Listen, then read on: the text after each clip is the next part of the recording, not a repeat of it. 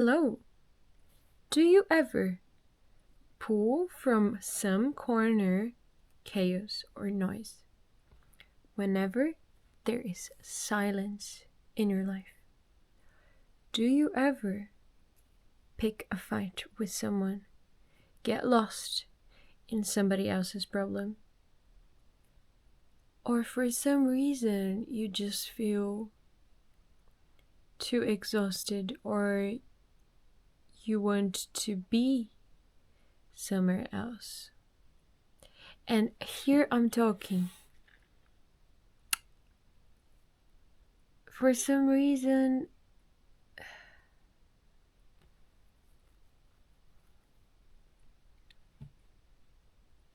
the nervous system is wired for what is familiar. The nervous system just wants to feel safe.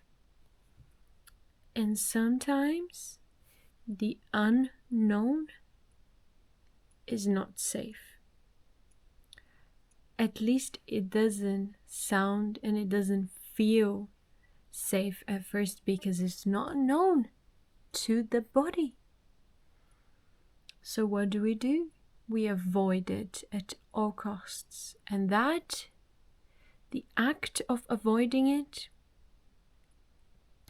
has consequences. It costs our future. But this resistance is not only because we have some kind of discomfort. This resistance is actually much, much more. And I cannot give you the answer of what this resistance is to you. Most of the times is fear. Most of the time is fear. I'm going to repeat because it is. It's some kind of discomfort since it's a new situation that has never been present in your life. And I think that deep down, if we are having to be quiet and do the thing that we know we want to do, it's like, oh no, we're gonna have to face that big thing. But, well, I will just give a personal life example in this situation. I am trying to do 3 things in my life, in 3 areas of my life, and to break it down, to move the needle every day, I do one task in this project, I do one task in this project, and I do one task in this other project. But I'll just explain. Let's say that when I was doing yoga in the other house, I actually was doing it so well. And then I moved to a different house and then I stopped because I had no space. When I moved into this house, I found very hard to go back to my routine. And then I would find something else to do. It was really strange. It was this resistance that I couldn't really point out what it was. And I had to go and build up.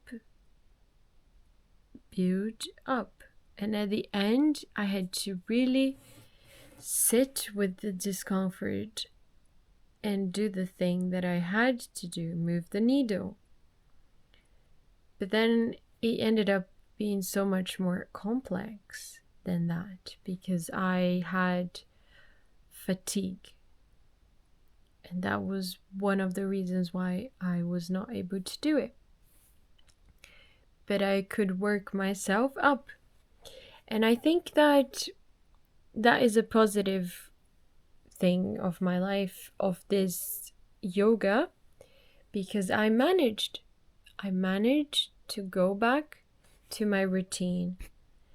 And that is amazing, because we cannot always go back to doing what we love. And sometimes there is a lot of resistance, especially with things that are very close to our hearts. I think that's where it really lives, this fear. And I think that there is a problem, and there is a trap when you feel like you're nearly ready to do something and you just say, okay, I'll do it tomorrow. I'll do it tomorrow. I'll do it tomorrow. Because tomorrow never arrives. So how can we bend the rules a little bit? And I think that sometimes, yes, discipline is important, but also love is important. So how can we be gentle with ourselves and also keep our words, respect our words, and have devotion for what we promised ourselves to do? And sometimes you have to sit there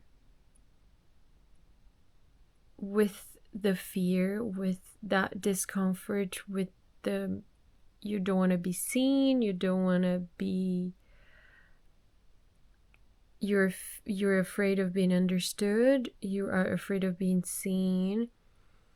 There's some discomfort there, and you're the only person that can actually understand what do I need, instead of just pushing it through, which is a little bit more like forcing. You can sit there for a moment and ask, what can I do? How can I help you in this time, in this moment, in order for you to move forward? Instead of saying now, it has to be now, you can say, okay, do you need some food? Do you need a nap? Do you need a walk? Let's have a 10-minute break, and then let's go back to it with a fresh start, with a fresh mind and a fresh body. And sometimes that can really help. But still, not forgetting to come back to it. Because you can't say, oh no, I'm not feeling it today. Let's just not move the needle because I'm not feeling it today, It's not aligned. But no, you do have responsibility to go and do it. But there is something telling you that is not the right time. But is it fear? Or is it the other end? Is it actually your body telling you that it's not the right time and you need to get something done in order for you to move forward with your heart?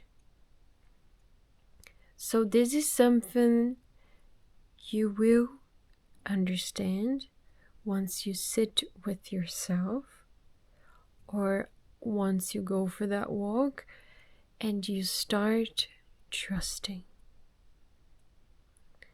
So all my love to you, and I hope that was helpful.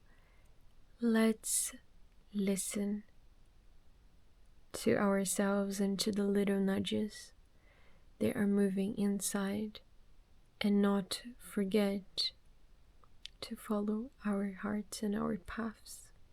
Thank you so much for watching, and I'll see you guys tomorrow. Bye!